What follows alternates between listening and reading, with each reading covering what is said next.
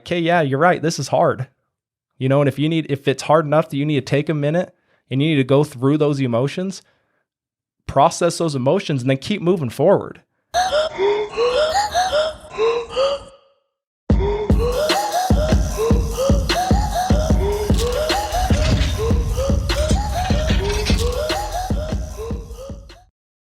This episode is sponsored by Southern Utah Safe and Vault. It's one-stop shop, buy, education, delivery, everything you need with the safe or a vault door. Website is safesfirst.com. Their showroom is 1397 West, Sunset Boulevard, number 115 in St. George, Utah. Phone number is 435-767-7878. Hey guys, welcome back to the Derick Legg podcast. We are back here in the vault. We're going to try something a little different today. First of all, I wore my glasses. I think is this the first, Mal? Is this the first episode I've had glasses on? I think so. You look good. I think it's the first time. I've had glasses since like 6th grade. I just always have contacts in, so I rarely wear them. I just got back into town, went down to Florida for a couple of days, and my eyes were trashed when I got back. I don't know if it was a different climate. You would think they'd be better being in humidity, but anyway, so got glasses on today. The other first that we're going to do, I'm in the studio alone. So I'm in the vault alone. We're going to go through just some thoughts and some things I've written down and some stuff that's really helped me change my life in a positive way and really helped me grow, and things that I wish I would have known when I first started business and really when I was younger and dating, when I was younger and had other jobs where I worked for people.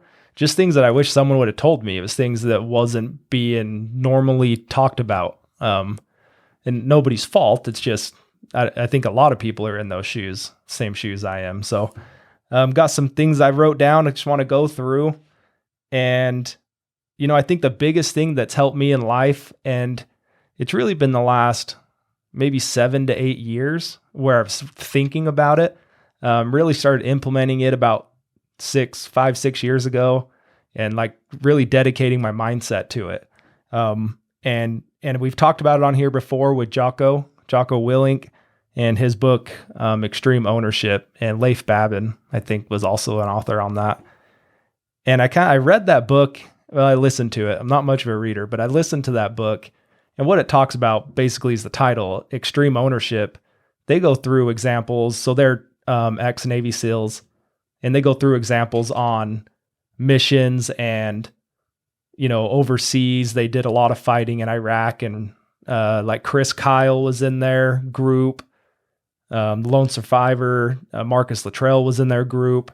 So a lot of the famous stuff that we all know from TVs and movies and the books, actually, they all fought under Jocko. So he has stories of extreme ownership that kind of tie back to that, but now they're doing a lot of corporate stuff. So they're able to kind of put it in real life terms that the rest of us would call real life. And so it's really helped me go through and I go through a couple key aspects of it. Extreme ownership, it's really a mind shift. And for me, it was a huge mind shift because I'd been working on being really self-aware. And that's a key to this. You have to be self-aware to be able to do this, or at least partly. So what it is everything that happens, good or bad. I mean, it's not only bad things, good or bad, everything that happens is your fault. And when I say fault, I'm not even saying that negatively. Things that you have done, things that you've reacted to, things that you've said, the way you made people feel, the way people react or you react to people. I mean, all of that puts you on a trajectory to where you are now in life. And that's what extreme ownership is owning all of that, good or bad. A couple examples would be, Mallory and I were kind of going over some of these thoughts because I was kind of nervous to jump on here alone. But an example would be you get fired from your job. Well, that's not your fault. You showed up every day. Say you worked your hours, you showed up, you feel like there's people there that should have been fired, but you were the one that ended up getting fired, whatever the situation is. And then people, and the victim mentality is the opposite of this. I saw growing up, I saw the victim mentality a lot and I was unaware of it. I didn't even know what that was.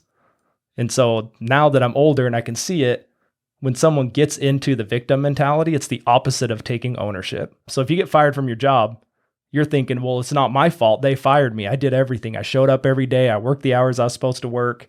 Regardless of what your job is, you did what you were supposed to do. Well, ownership is, okay, well, I probably could have showed up a little bit earlier. I probably could have done more work. Say you're a salesman. Were you a top salesman? Were you putting in the time and putting in the research and reading books on how to be a better salesman? Were you doing things to put you and your company in a better position? And majority of the time, you're not. But let's say you are that guy. Let's say you are the number one salesman. You did everything right. Never offended anyone. Always followed through with all your commitments. Then you can back it up again. Okay, well, what did I do to put myself in the position to get this job? Was there something that I did that ended up lining me up to this job? Was there 2 jobs that you could have taken and you ended up taking this one? What was the decisions that you made back then, good or bad, that put you in the trajectory to be in this job, to be fired? And you kind of just have to keep on backing up and back up and back up and find that spot where it's like, okay, that was the choice I made, and that's the ownership that you have to take. And again, flip it to something positive. Say you're in a job and there's a position open where, you're going to make more money, you're going to be more recognized, you're going to get a better office, whatever it is. And you're working and doing everything that you can to do that. You're putting in the time, you're reading books, you're working with the right mentors, you're doing everything you can, and you end up getting that promotion. Well, that's also ownership. You need to own what you did in a positive way to get to where you're at. And you need to be aware that those are the things that you did. And if you want to take another step forward, that you weren't just the person that was lucky to get that promotion, that you did the work, and you got to repeat and keep growing to get to the next step. So there's different ways you can look at it. I think when I started doing it, the hard thing for me was that things would happen that you can't control. Like I got an example with our store. I've got a forklift at the store. We move safes. So when we have a semi pull up, it's easier with the forklift, obviously, to get them in and out of a semi. And the other day we unloaded all the safes and fired up the fired up the forklift, and we were moving everything around, and I was in the middle of the parking lot and the forklift just died. And 15 years ago, I would have been cussing, I would have been mad, I would have been kicking it. Just that reaction and that emotion would come on, where now when I've worked on this ownership and being self-aware, when it died, I just kind of jumped off and was like, well, this sucks. And, checked the oil, checked everything, still had power. It was still turning over, sounded like it had compression. Long story short, we're a couple weeks down the road now. I just found out today that it broke a timing chain. And so instead of being mad about it, instead of, having whatever emotion you want, I'm just like, okay, well, I chose to buy this forklift a year ago. We got a lot of good time out of it. And now it's time to put timing chain in it. And I feel like that's just an example of, you can react to things. You can be a victim. Why does this happen to me? Why does this always happen to me? That's just my luck, whatever saying you want to put to it, versus, and don't get me wrong, I'm not perfect in this. I'm sure there's times where I'm still like, freak, man, like me, like I did everything right. Why did this happen? And then you have to kick over into that mode of, okay, so there was something I did or something I chose to put me in this position. Well, let me go one more example. Let's say your spouse cheats on you and you're trying to go through the motions of, is it my fault? Is it her fault? What could I have done right? Or I did everything right. Why would she do this to me? Why me? Why me? And I think the biggest way, and let me kind of put this in there before I continue this example. This is just a way to be able to move on and move forward, to take ownership and be able to own that part of it so you can choose to move forward. Because if you can't own that and you think it's just bad luck or the universe punishing you, you'll never move forward. You'll never be productive. Everything happens to you. There's a quote that everything happens for you, not to you. So it's kind of just spinning that positive, and that's why it's opposite of victim mentality, right? So back to your spouse cheats on you, and you're trying to figure out what happened. Was it my fault? Where's the negativity? What a lot of emotions going through your mind, I would imagine. And it can go back to, well, I was the perfect husband. I worked, I did the dishes, I changed the diapers, I did everything. Why did this happen to me? And it couldn't be my fault. I didn't do anything wrong.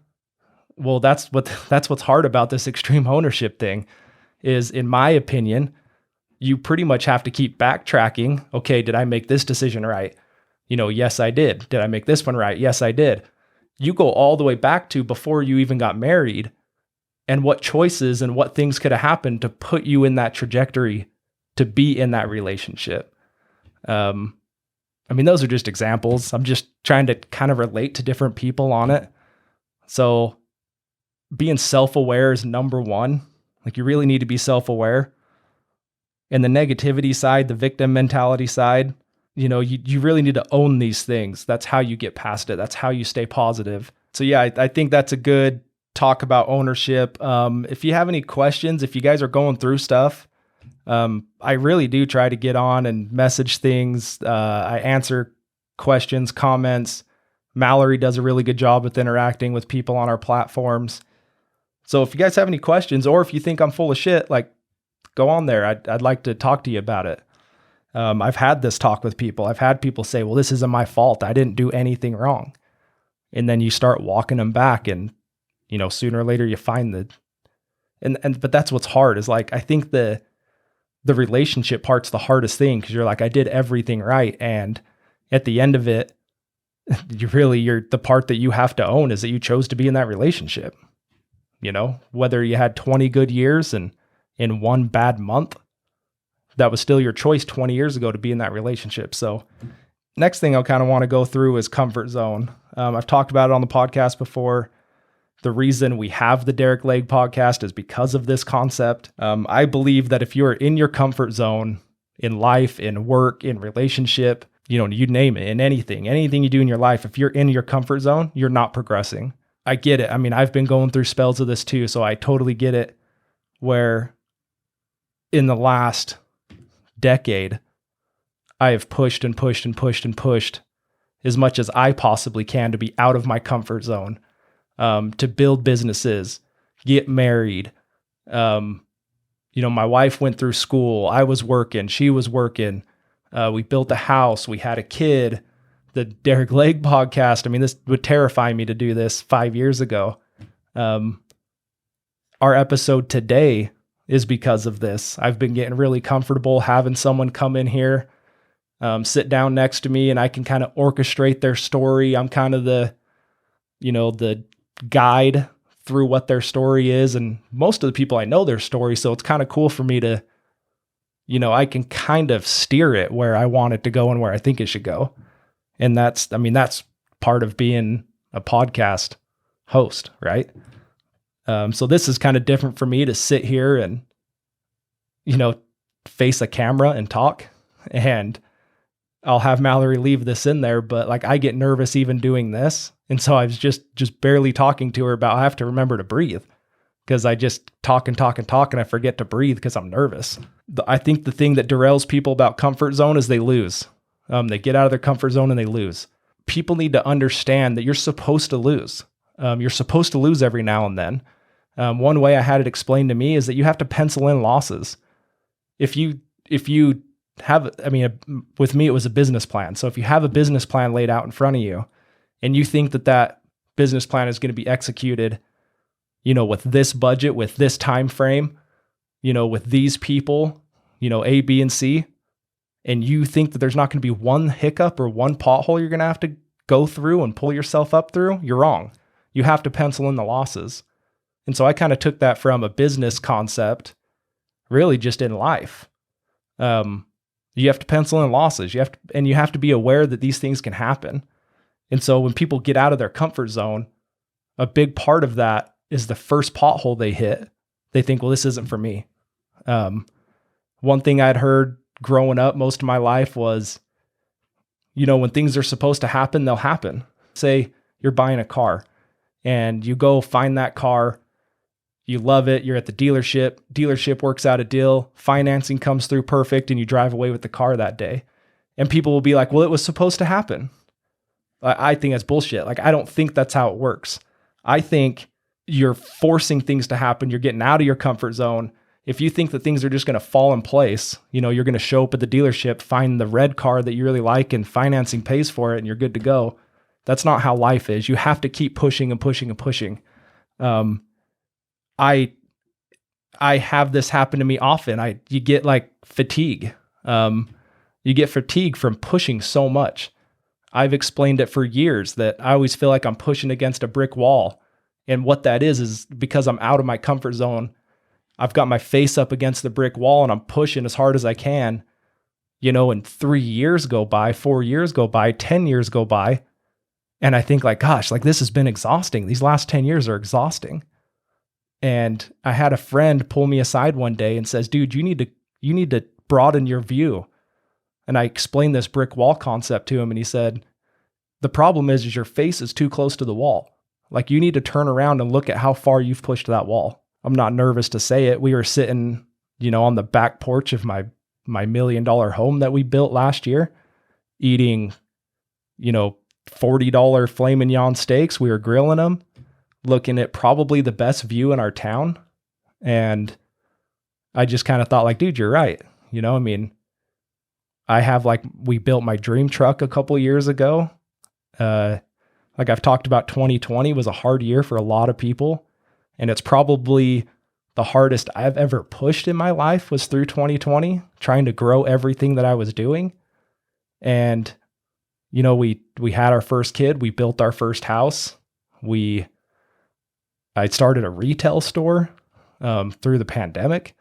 So there's just a lot of things that I didn't realize that I've been accomplishing this whole time because I've just had this tunnel vision is what people would call it. But sometimes you gotta stop and turn around and look at where you're at. And being in your comfort zone, getting out of your comfort zone continually, it's exhausting. So that's what I mean is sometimes you got to turn around and look.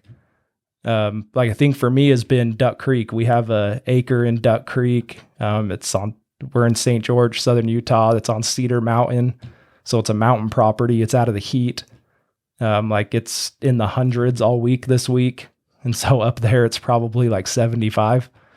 Anyway, so that's kind of been my spot to go up to our property up there and really just sit and just kind of unwind and just look at everything that, Amanda and I have done and places that we have gotten. And Amanda's a lot better at, I'm more vocal about things I'm going through. I'm more vocal about pushing against that wall and how heavy that wall is. Amanda's a lot better at putting her nose down and just pushing. Her way of doing it complements me well because we're both pushing and both pushing and both pushing, and we can turn around and enjoy it together. And, it's kind of what's really worked with our marriage and our relationship. We've fought maybe twice and we're coming up on our 10-year reunion, like legit fought, argue, any of that. But it's because I think we're in tune with each other. We know how each other work. We respect each other. And I'm getting a little off track here into relationships now, but I do want to say this. I think that in a relationship, you need to understand that you kind of need to be selfish. You need to have a little bit of selfishness, and but it goes both ways. You need to understand that that's what the person needs, and they need to understand that's what you need. And Amanda and I do that really well.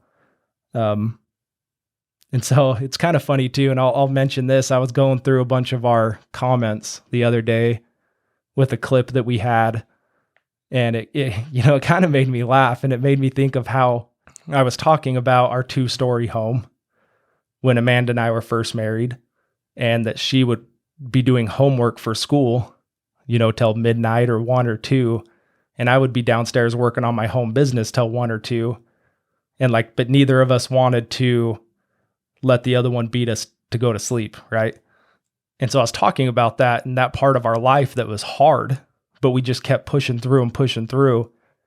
And, it's got us to where we are. And there were so many people that just didn't get the point, that were like, oh, that'd be nice to have a 2-story house. And then I'm like, dude, you should go back and listen to some of our podcasts because, I have this because of everything I went through. And, I was telling people like, yeah, dude, I had a 2-story house that I took over from my parents when I was early 20s because my parents got divorced because my dad was going through a lot of mental struggles and a lot of things that a lot of childhood trauma and past trauma that he'd never healed from. And so my parents got divorced, and then my dad ultimately ended up committing suicide. And so I was like, yeah, dude, you're right. I did have this 2-story house because I was working 3 jobs. My wife was going to school. She was working part-time. And I was picking up the tab and picking up the bills for my parents so they didn't have to file bankruptcy, and I took the house over. So yeah, dude, if you think that that's a cush life, by all means, think what you want to think. But for me, it was hard.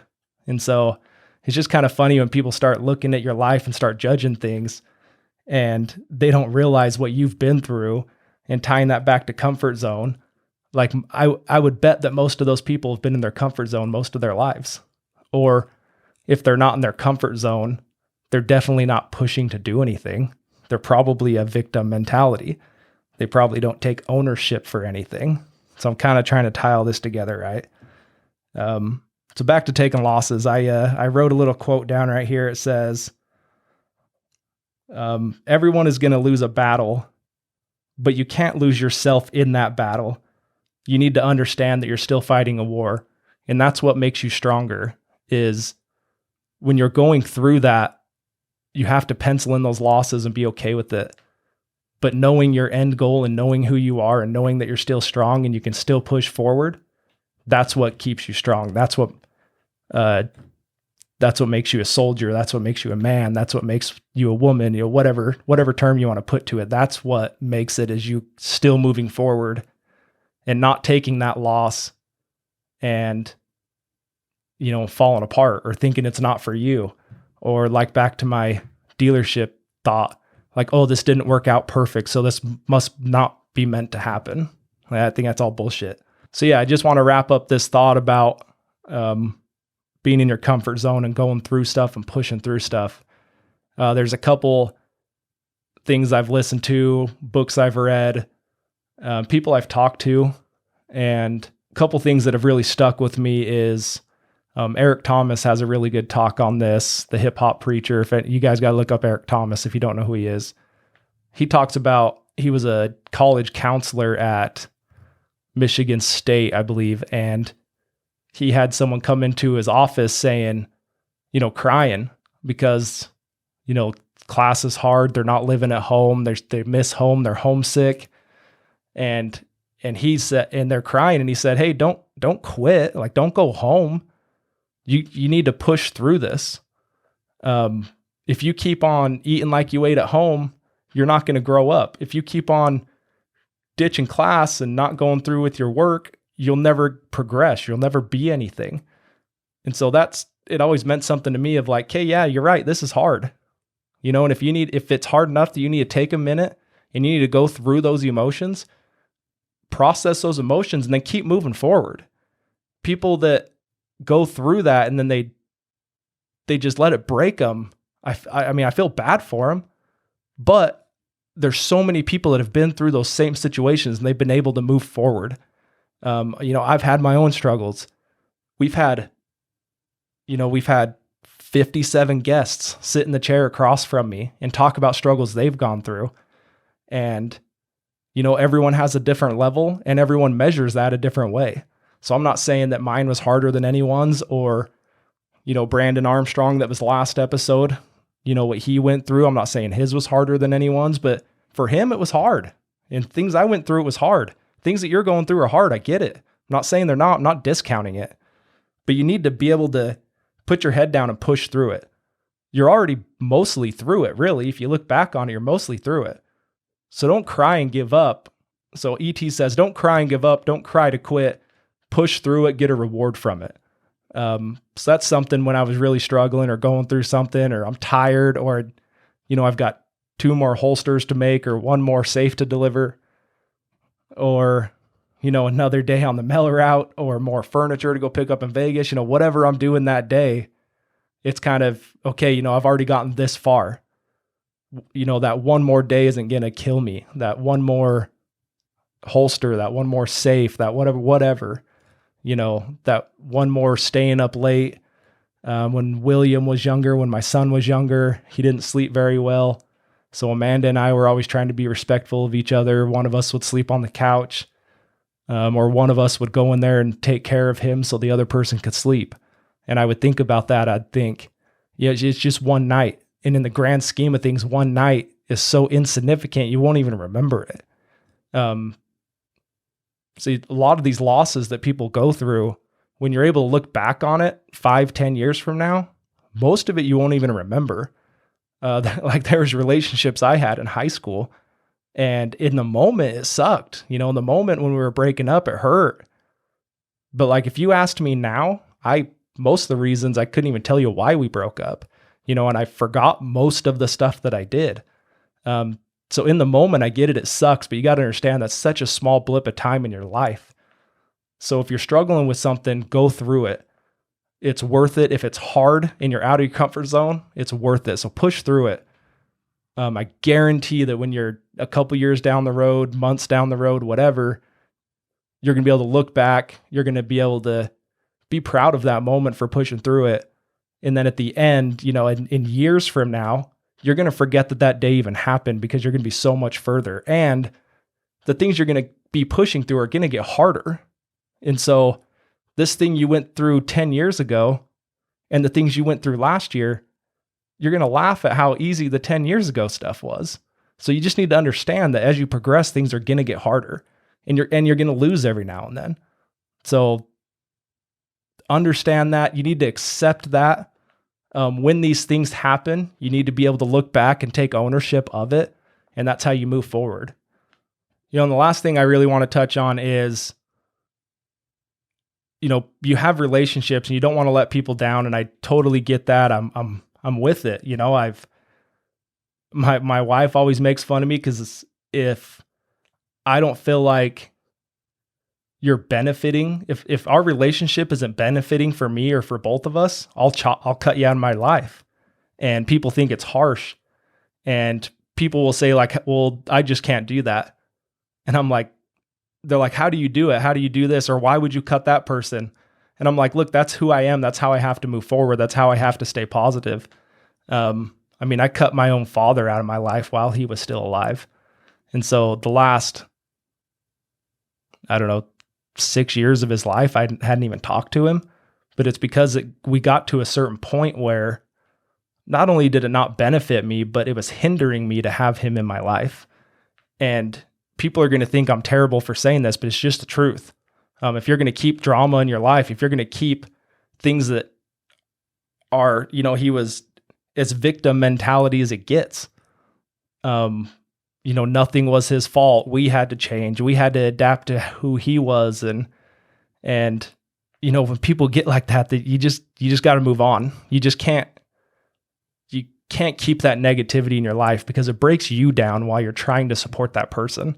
It goes to friends, best friends, siblings. I did it with my dad, spouses.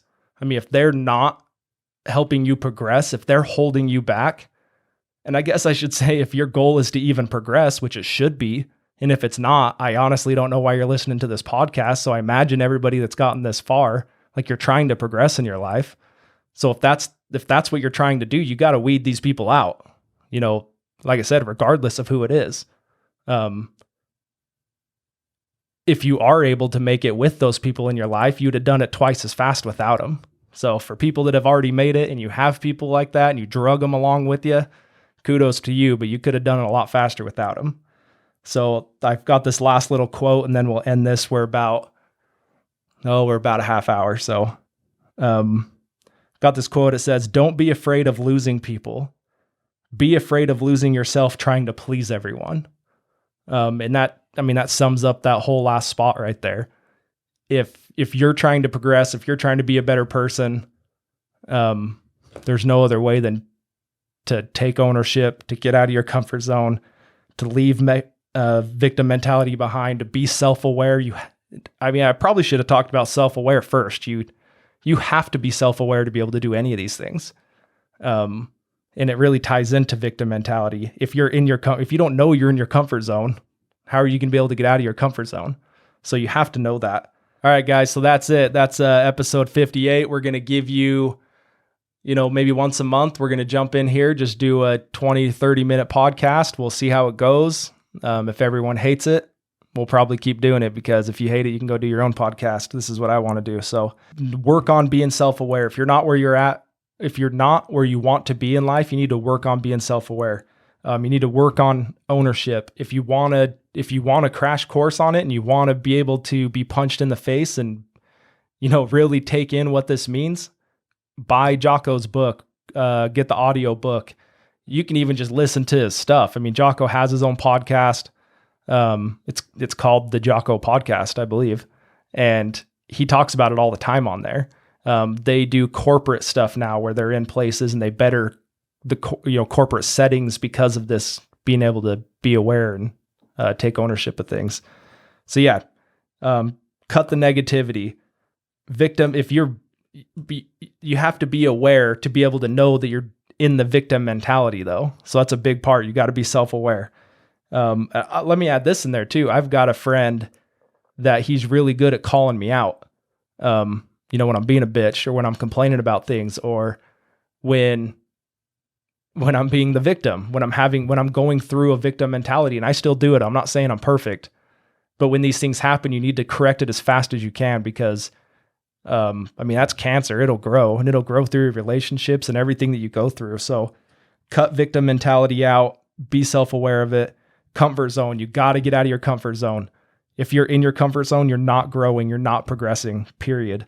If you're losing, if you're hurt, if you're in a pothole, if you're in a hole right now, if you're trying to get out of your comfort zone, you're trying to be strong and you're stuck, you got to get through it. You got to push through it.